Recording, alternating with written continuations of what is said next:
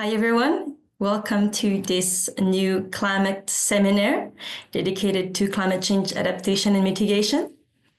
It's the last one for climate, the last seminar that we're going to hold. It's already the 5th series we hold, and we're very happy to have ensured certain bridge between science and impactful actions towards the fight against climate change. But it's time for us to close the center. As some of you may know, at the end of the year, on 31st of December, the center is going to close. For those of you who are partners, researchers, affiliated researchers at UNIL and EPFL, thank you very much for your support. The last few years, it has been a pleasure to host those seminars and to have participants just as you there every week or almost every 2 weeks with us. We have two great speakers today. We have Brice Lecampion and Stefan Wiemer, who are going to discuss two very interesting and a very interesting topic. As usual, we're going to have two brief period of Q&As. You will have opportunities to ask your questions. When the time comes, you will be able to raise your digital hand, simply open your microphone, open your camera to ask your questions, or use the chat. I'm not going to be the moderator of today's session. Alexandra Kouchnir, a researcher from EPFL, and Alana Brett from the University of Lausanne are going to be hosting the seminar. They're both experts in geosciences, and they will be very important assets for this seminar. They have been also important assets for the structure and the organization of the seminar in itself.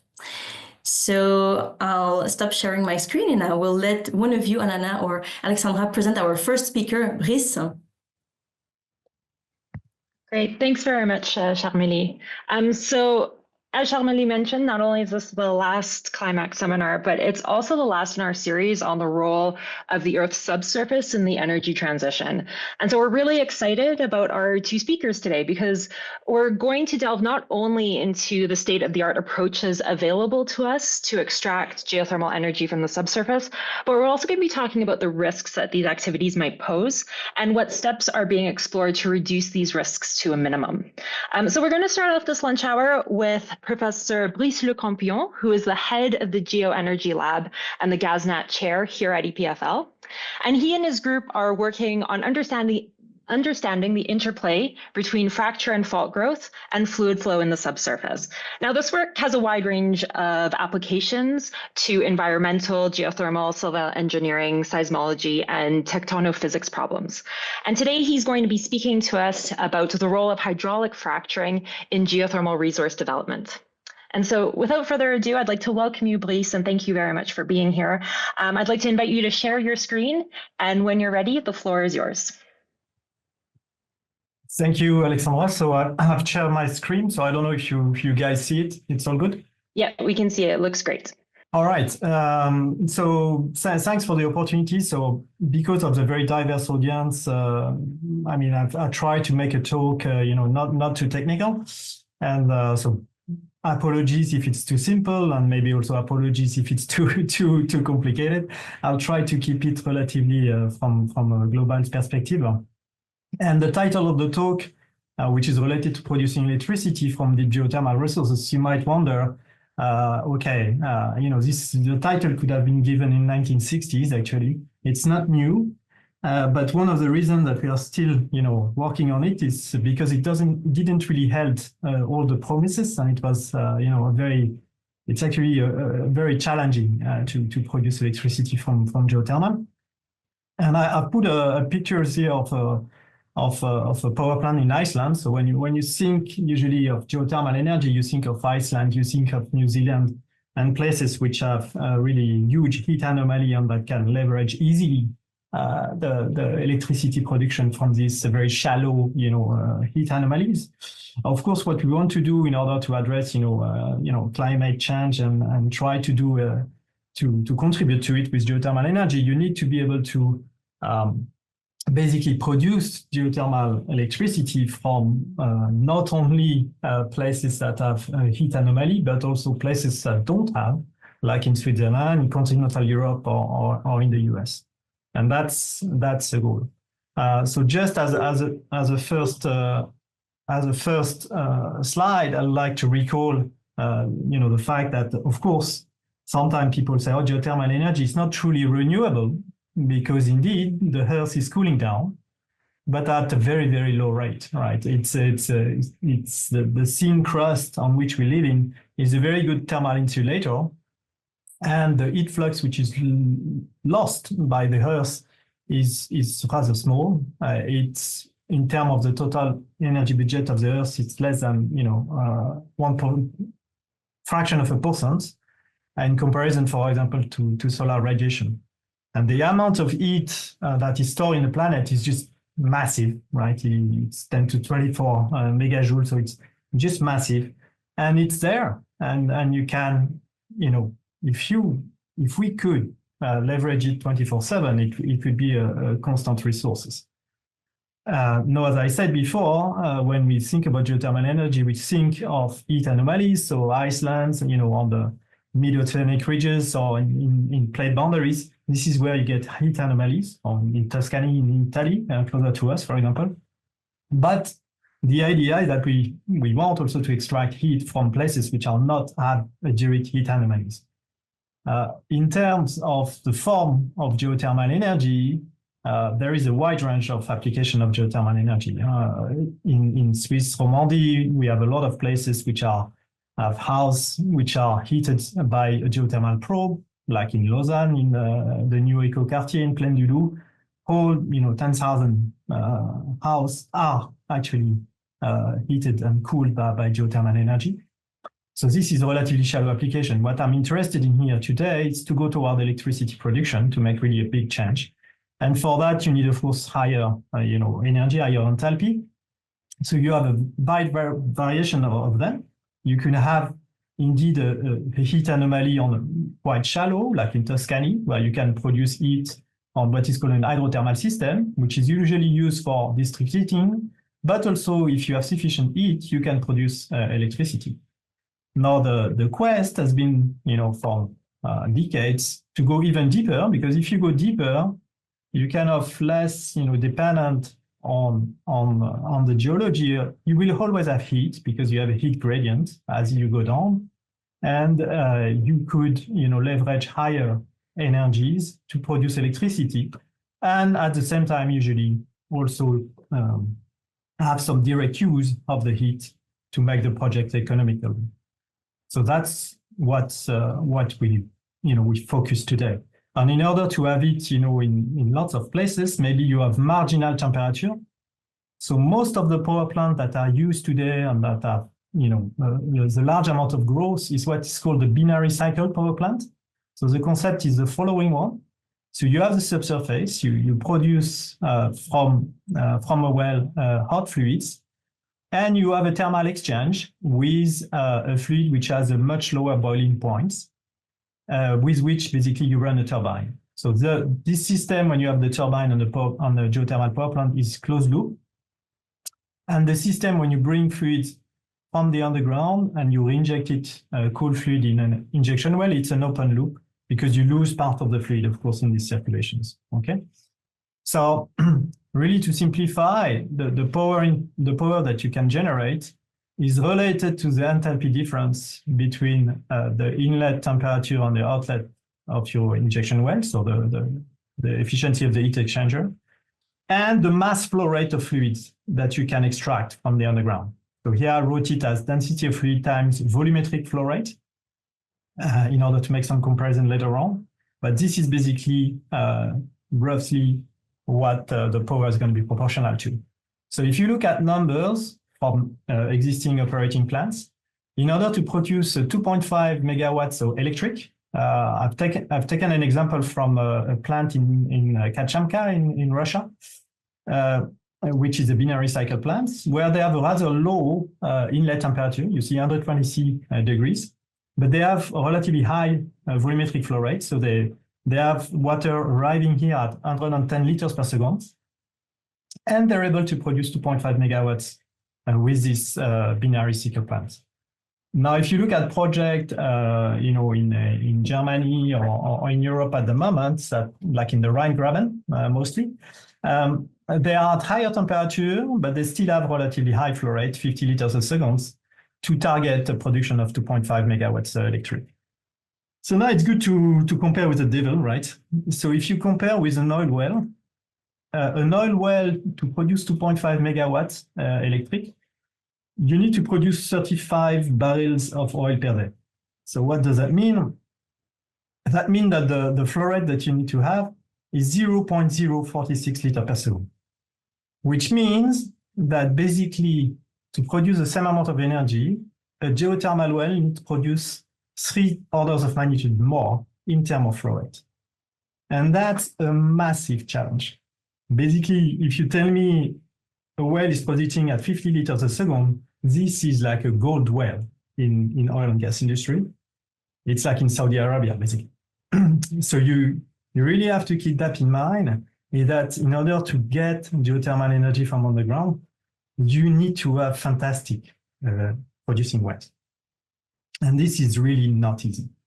And usually, all the wells to produce this kind of order of magnitude of flow rate, they need to, what we say, be stimulated. So what do we mean by that? If you have an aquifer, porous aquifer, you drill into it, the production or the injection from that well will primarily depend on the rock permeability, the formation thickness, and the Weber radius, so the extent of the intersection between your aquifer and your well. And you're really limited by that. If you want to go and get higher flow rate, you need to basically connect fractures to your wellbore. And by doing so, basically you can drain much more efficiently a larger and a wider area of the porous formation, and you can get flow rates which are 100 times, 1,000 times larger than if you don't have these fractures. So either you can leverage fractures that already exist. Okay, you have much more fractures that are much more permeable than your rock matrix, and you intersect them to increase, to have high production. Or you can create these fractures by hydraulic fracturing, and this is what is I've been done for 80 years in the oil and gas industry to accelerate production from marginally producing wells. So now let's talk a bit about the physics and the different type of stimulation that are done in geothermal and also in oil and gas. And I will try to give a glimpse of hope into the direction. So concept of well stimulations. So there is a concept that has been used a lot in geothermal, which is the hydraulic shearing of pre-existing fractures on the left, and one which is the creation of new fractures via hydraulic fracturing on the right. I'll try to briefly give you a glimpse of the difference of the two. So on the left, basically, they've been used in geothermal. You have intersecting a lot of fractures in usually crystalline rocks. And the idea is to shear them open. So you inject fluid, and you see I've made a sketch of the orientation of the stress and the fractures that have an angle with the stress field at depth are the ones that are prone to be reactivated. And you can inject at fluid pressure. You inject a fluid which is at a pressure lower than the minimum stress, and that's sufficient to what we call shear the fracture. By increasing the pressure inside them, you slide them, and because they are rough, they tend to shear dilate, and you increase the permeability of the fractures.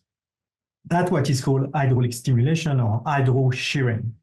The permeability enhancement is via the shearing-induced dilation of these pre-existing fractures, and you can inject at pressure which are lower than your stress, but you're really prone, you're triggering frictional instabilities with this, okay? Everything is given by your geology. You don't need, usually you inject just water. You don't need to inject sand. You don't need to do a lot of things, so it's quite cheap. But you cannot really engineer anything because it's given by your fracture system that are already there.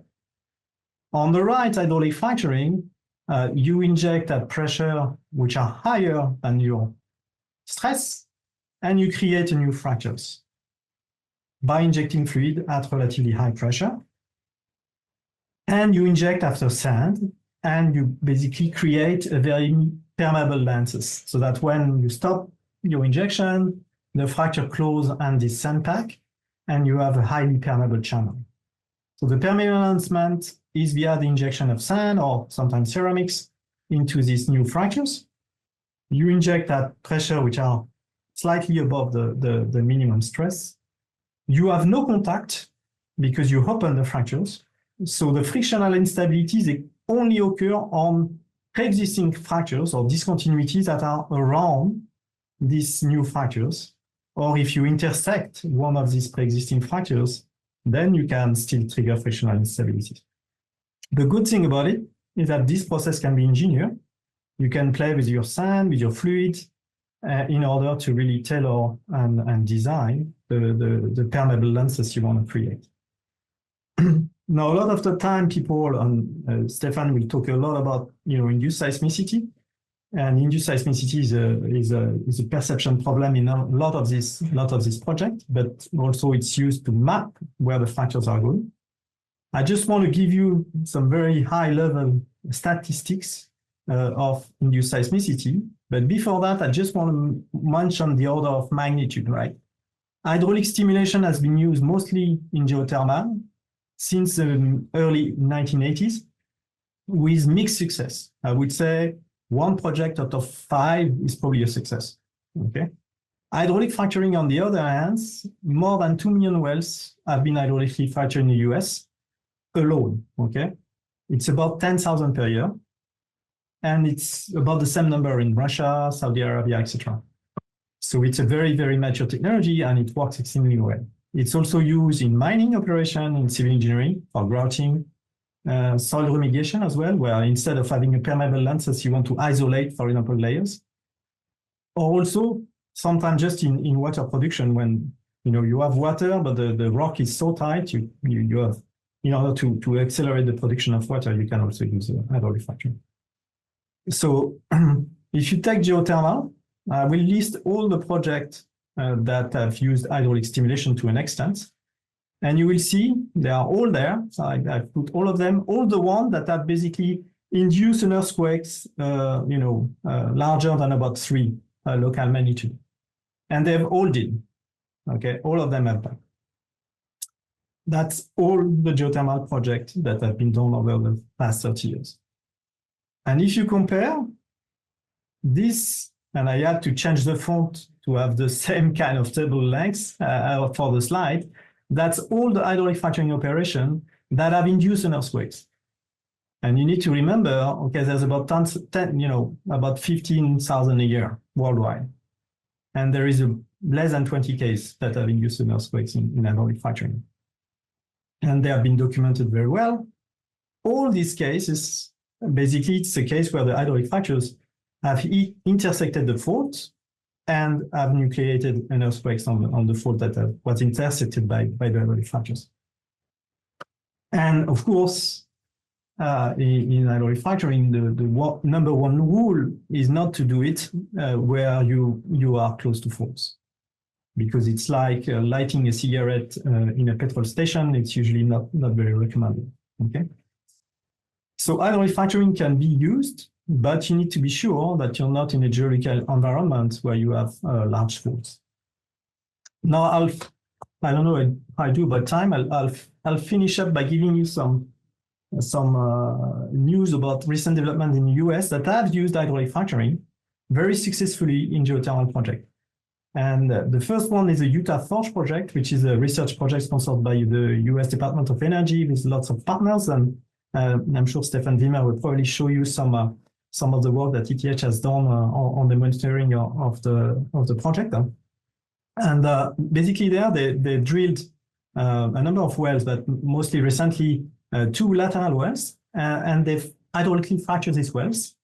And they were able to basically generate a circulation between the production and the injection and the production well at a relatively high rate, 27 liters per second over 1 month, with an outlet temperature of 187 Celsius. So it's a very good, and they were able to do that with about placing between 12 and 20 hydraulic fractures in those wells. Okay, so that's a very good results and very promising to show that using hydraulic fracturing is the way to go to have a reproducible circulation and having the proper flow rate out of the geothermal wells. There is also a company in the US, it's called Fervo Energy, which is a startup operational company, and they decided even to go further and really to go industry scale to do hydraulic fracturing treatments for geothermal at industry scale. They have two projects, one in Nevada, close to an existing geothermal power plant, and one in Utah, very close to Forge. And the same, this site here. So in Nevada, they drilled 2 horizontal wells, and they hydraulically fractured these wells with technology directly imported from oil and gas. They created 192 fractures, and they were able to establish circulation at 60 liters per second at 175 Celsius. So it's really basically producing about 3 megawatts of electricity, and it's already connected to the existing power plant in Nevada. So it's a huge success.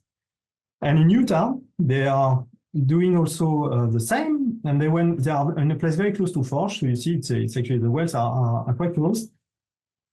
And they drilled 3 horizontal wells, and they really went very efficient in terms of their drilling operation and also hydraulic fracturing. They created close to 500 fractures in these 3 wells. And the connection between the wells is fantastic. They are able to have a flow rate of 93 liters per second.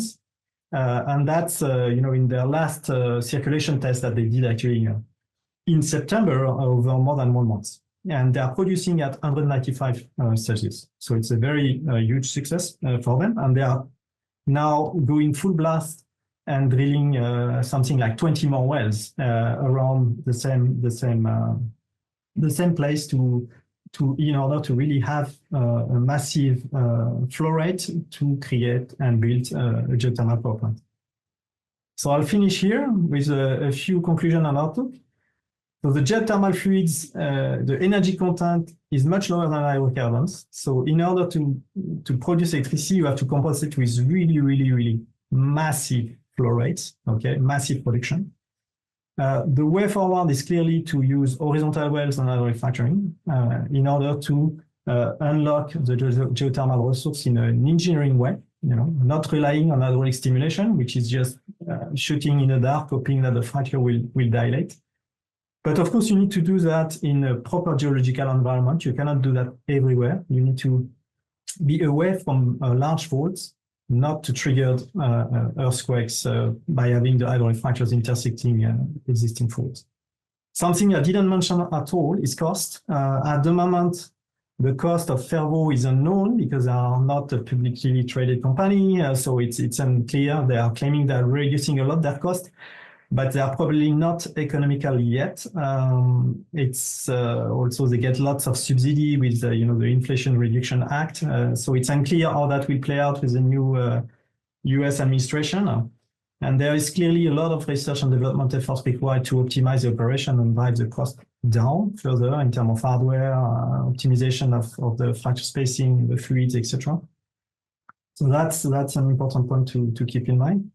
And the second point is, okay, the big question is, will such deployment be possible outside, provinces that have the technology or know the technology for oil and gas and can transfer it to do actually beneficial renewable energy for geothermal? This is difficult to say. In Europe, clearly, there is, of course, a perception problem with hydraulic fracturing. That's one thing. But there is also a problem related to equipment availability and qualified personnel. There is a lack of equipment and a lack of qualified personnel, for example, in continental Europe to be able to carry out this operation at the moment. So I'll stop here. I hope I've not been too technical or too simple, and I'm happy to take questions. So right now, what I'd like to do is I'd like to invite our second speaker, Professor Stefan Wiemer, who is the director of the Swiss Seismological Service and the chair of seismology at ETH Zurich. Now, Professor Wiemer's research focuses on earthquake processes and their effects. And today, what he's going to be speaking to us about is he's going to be speaking to us about the Geothermal Deep project, which addresses induced seismicity monitoring, forecasting, and mitigation strategies. So Stefan, a very warm welcome also to you. Thank you very much for being with us today. I see that you've already shared your screen, so whenever you're ready, the floor is yours. Thanks so much, Alexandra, and thanks to everybody for listening. It's been a pleasure to listen to Brice, and he introduced many of the concepts, oops, why does this jump, that I'm also going to be talking about here, if I can go back in my slides without them jumping. And I will also just connect to the Utah site, but make a link to Switzerland and go into some detail and some of the concepts we're following here in this project. This is not work just of me. This is, of course, a large team, and I'll try to acknowledge some along the way, but it's certainly an effort of many that we're doing here. It's also a pleasure to be, I guess, the last speaker in this seminar series or so. So I'm very sad you're going, but I'm happy and delighted to be the last presenter here.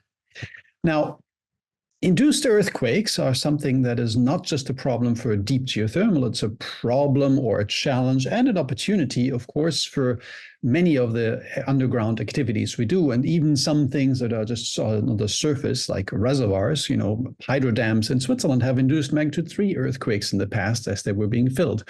And these are something that people have known about for centuries or so in mining activities, and there are ways in many of these technologies to deal with them, and life then goes on.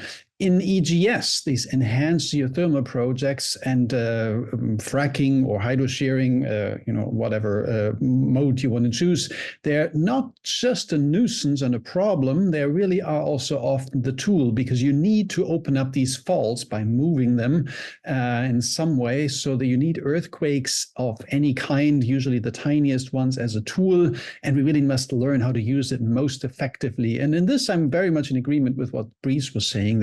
We have to steer this towards less seismically active ways. So ideally we just open up faults by fracking and have less of the hydro shearing that really radiates wave them. But there is really a gradient between these two processes. So we're working hard on the problem, and we see how we can actually reduce the risk of earthquakes while we maximize this necessary improvement in underground permeability.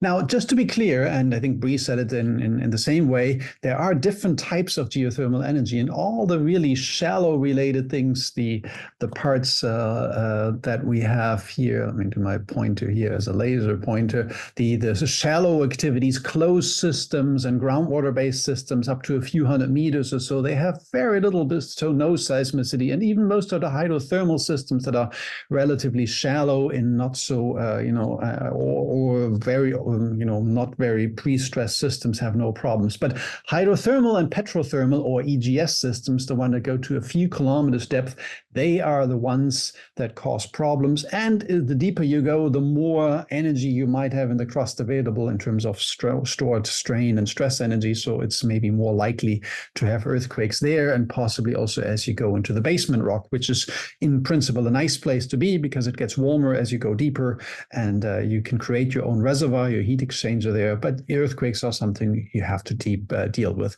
We wrote a good practice guide for Switzerland also on this, if you want to look this up, how to distinguish, and there's a scheme of how we should actually in Switzerland suggest to differentiate and what risk schemes are appropriate for which systems. So please refer to that for more information. But yes, as also Brice was saying, EGS has arrived big time. Finally, it is delivering on much of the promise that was out there for the last 20, 25 years. EGS, and it was called hot dry rock still way back when it was created first, and later on it was deep heat mining. This was the time when it was applied in Basel. The most recent term now is enhanced geothermal system, whatever enhancement mechanism you have. And thanks to Fervo, and thanks also to significant funding of the Department of Energy in the US, they invested 150 million into the site in Utah, not this drill site, but the run, a kilometer away from this. There is now a lot of movement in this domain, and maybe we'll really see a breakthrough. So The site right now, as Brice said, there are several wells on site. They have stimulated, but they really want to go up. And by 2026, they want to create at 400 megawatt. Well, first go to 90 megawatt, eventually build it up by 2028 to 400 megawatt. And as you have seen before, this requires not 1 or 2 or whatever wells. It requires maybe 50 or up to 100 wells, similar to what oil and gas industry have been doing, that then need to be stimulated. And in fact, all of the stimulations that took place in Utah so far, even these multi-stage stimulations, they will always be a mixed in between hydro shearing and hydro fracking, because the two processes are so closely intertwined, and the crust has faults of all sizes everywhere. So it's correct that we want to stay as much as possible away from the big ones, but a magnitude 3 or 3.5 fault that is only 30 to 50 meters long, maybe, or 100 meters, we will never be able to image from the surface in any case. So we have to be dealing with the fact that there are earthquakes potentially out there. Doing deep geothermal energy in Switzerland is indeed very hard these days. We had not many successes for enhanced geothermal systems. Basel, St. Gallen, which was hydrothermal, but still had some challenges. Pohang, this one in South Korea that created a magnitude 5.4, was also something that had a feedback on Switzerland. And you see here the resistance in the Haute-Saône area of the people for different reasons. And they clearly didn't like the term fracking to be used in this context. Although, again, actually, Geo-energy Swiss will go for hydro shearing more so rather than hydro fracking. But I think that distinction is probably lost on the population. So how do we make progress here to convince these people again that actually this technology is promising? And I'm sort of offering 3 ways. I'll introduce them briefly and elaborate a little bit later. The first one is, I think we need to understand the processes better and what is truly going on in order to do this. So there's a role of fundamental and applied science to deal with this. And one of the things we're doing for this is to work in this underground lab here in the Bedretto lab in the Ticino, where ETH and many partners are having experiments at a scale of sort of 1 to 10 to really stimulate wells, do multi-stage stimulations. Geo-energy Swiss has also some stimulations there. And the pictures you get out are then the seismicity you see here. And by having hundreds of sensors really close by, we are then able, in a safe and much more controlled way, to understand how processes evolve and then use that. Look at the Bedretto website if you want to know more. The other thing I think we can do is to really be smarter.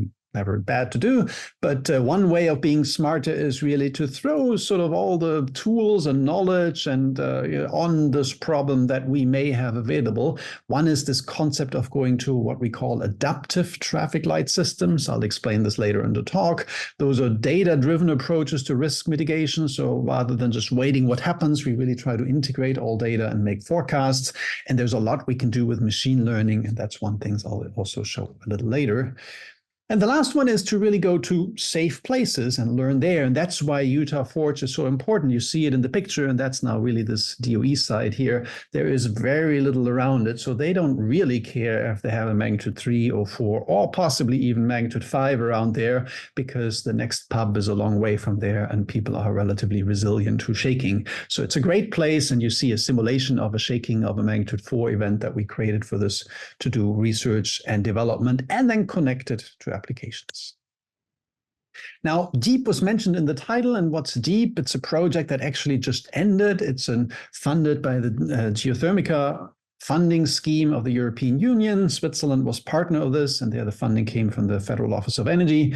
And it's really to try to get innovation for de-risking enhanced geothermal projects up and running a bit more. We had various partners from different nations, academic partners, industry partners that you sort of see here. And we have a number of goals that are innovation against new sensors, for example, distributed acoustic sensing, de-risking through these adaptive traffic light systems, demonstration, and you see our demonstration sites here, Forge, Sulz, and North Rhine-Westphalia also, and then writing good practice. And so we wrote several of these good practice guides and provided also the software that we all developed along the way so that people can then try it out for themselves. Knowledge transfer being then the last one there. Good. So let's get back to this question of how do we then manage induced seismicity? And even if you're relatively convinced you will mostly have fracking related, there is always that chance that there are faults and hydro shearing takes over and you get significant earthquakes. As I said in the Utah Forge project that was aimed at hydro shearing, there were tens, and hydro fracking, there are tens of thousands of events anyhow, very relatively tiny ones, but the largest ones are magnitude 2, 2.5, which are too large to sustain in Switzerland. So the idea of an adaptive traffic light system is to go from what is classically done in many of these operations, which is a traffic light that only refers to the magnitude. So from a certain magnitude, you turn yellow, you turn your system off, and from red on, you really turn it off, or you start backflowing. That's the way regulation has been done for the last 30 years, to something that puts together all these tiny little boxes, which I will only in very cursory ways explain some of them. But really, it puts all our knowledge together and integrates it in a way that we have real-time information, such as real-time events, which is actually really challenging to do well. Various forecasting modules, so modules that allow me to forecast how seismicity will evolve, and then put that into computations of hazards, so how strong might the earth shake, and risks, so what effect may that have on buildings and people, and then have a decision module that is really based on quantitative information rather than just a simple magnitude. So that's a bit of an effort, but it's something you need to do for a risk study in any case. So the hope is that this will make systems much, much smarter.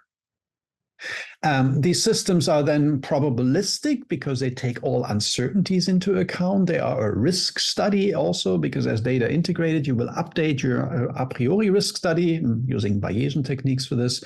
And then you will then have different forecasting metrics depending on what you do. You can also optimize your injection strategies to maximize the economic performance.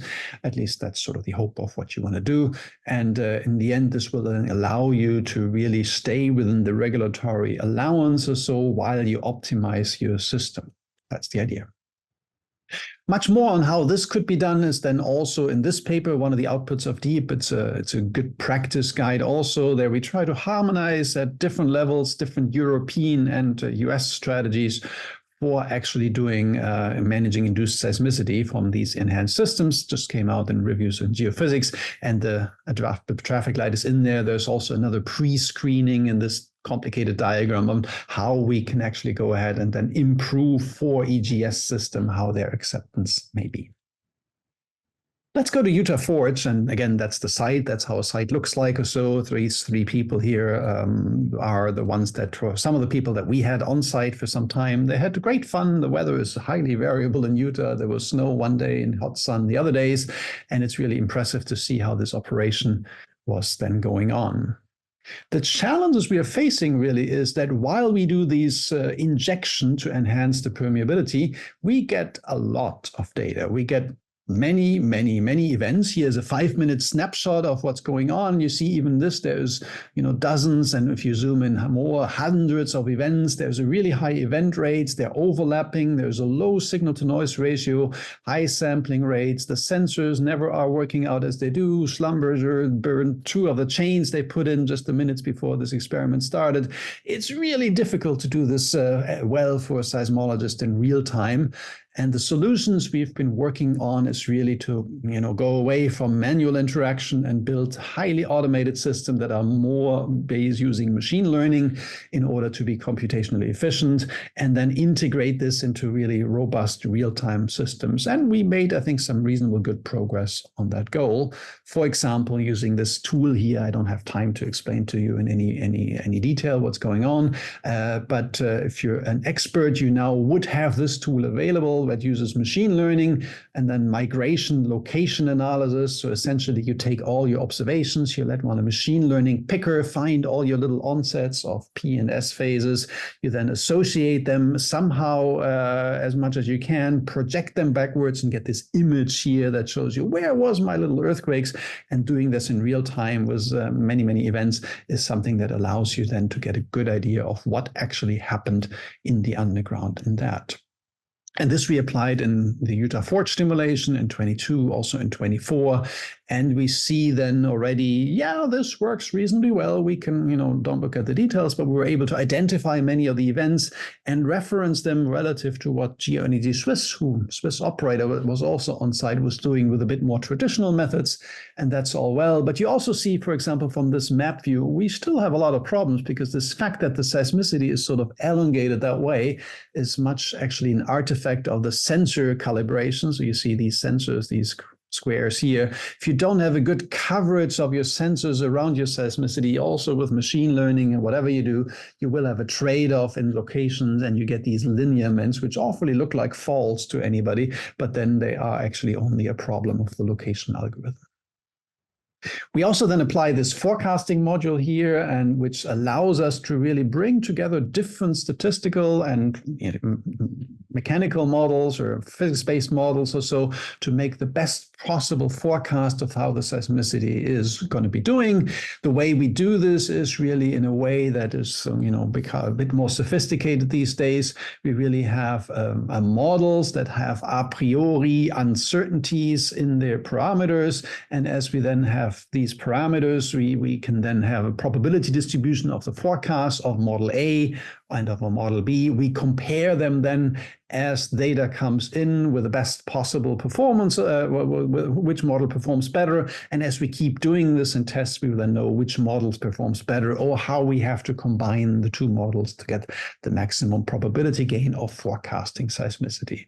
That's just a very brief insight. We also use from this one now increasingly machine learning. So we have trained models, machine learning models, mostly using generalized linear models to see how well we are able to train these networks based on past data or on synthetic data in order to then say, okay, how do we forecast seismicity? And the good thing about these models is they tend to be much more robust than many of the other models we do, and they can take many parameters in and be trained beforehand quite well. So we're quite excited that this seems to be working well, and Arnaud Mignon is one of the people that has worked on this extensively.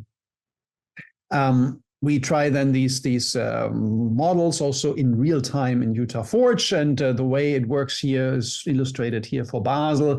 You have a training data set, you make a forecast, you compare then, as you know, to the next forecast, how forecasting period, and how well you perform, and you update your model always as you go, and you then would be able to get a relatively robust forecast. So our observation here is essentially the data in gray, and you see how we then forecast with the models quite well how things are supposed to go on. And we are working then on the probability gain that these different models have. So again, a bit more complicated, but I think standard techniques that are used in statistics and so on. And we applied this now in real time in the Utah Forge stimulation here in stage 9, which was well instrumented. We had magnitude 1.9 or so. That was the largest event in there.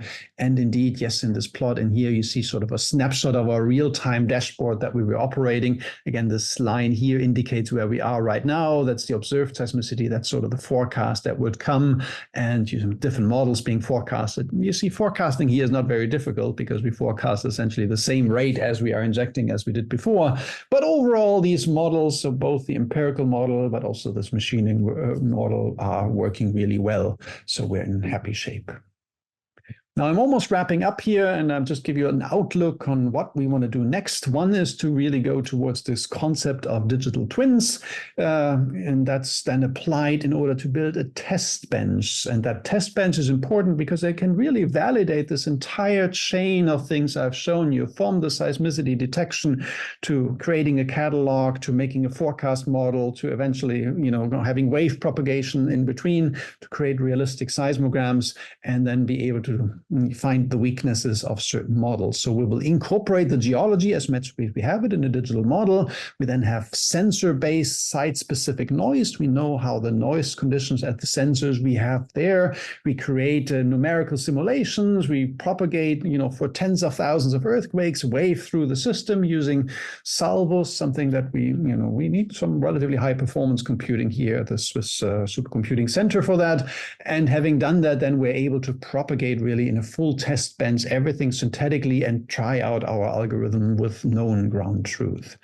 And we're taking this concept a little bit further in a project that we then call GeoTwins, which is sort of a follow-up of this deep project funded again by the CET partnership, which is an extension of the Geothermica one, where we really want to develop, calibrate, and test in real-world applications multidisciplinary workflows that are using then digital twin components. So we come all these modules for earthquake location, for fault identification, for forecasting, for decisions will be casted as digital twin components, and they will then be able to interact and help us then to really understand the system by going through these numerical simulations and then applying them in real time with better calibrated systems. That's all I have to say. Thank you very much for listening. Thank you very much. Yes, thank you, Stefan and Brice. It was great. Thank you also, Alana and Alexandra, for your instrumental collaboration in putting together this seminar, the past few seminars. I would like to thank also all the participants and the speakers of the past seminars. It's been already 4 years we hold those seminars, and I think we had great outputs from those sessions. I just put in the chat also an event that will take place this Wednesday. There are a few places left if you're interested about how to develop renewable energy in the Alps while conserving biodiversity, which is a very interesting subject too. For those of you who are interested in our seminars in general, don't hesitate to have a look at our YouTube account. We aim to have made a meaningful contribution to addressing climate change, and we really look forward to exploring further collaborations, maybe with some of you in the future. Thank you very much for being with us in the past few years, and have a good day. Well, I want to also thank, of course, Charmalie for having organized this seminar series very professionally and with great success. Actually, the aim was to do something that is closer to application than a normal scientific seminar. I think we have really succeeded in that, and also thanks to Charmalie's good network and with help from the team. So thanks, Charmalie. It was a really great seminar series, and yeah, I think with that, see you soon around. So thanks a lot, Charmalie. Thank you. Thank you very much. See you all soon. Bye-bye. Thank you. Bye-bye. Have a good day, everyone. Bye. Bye.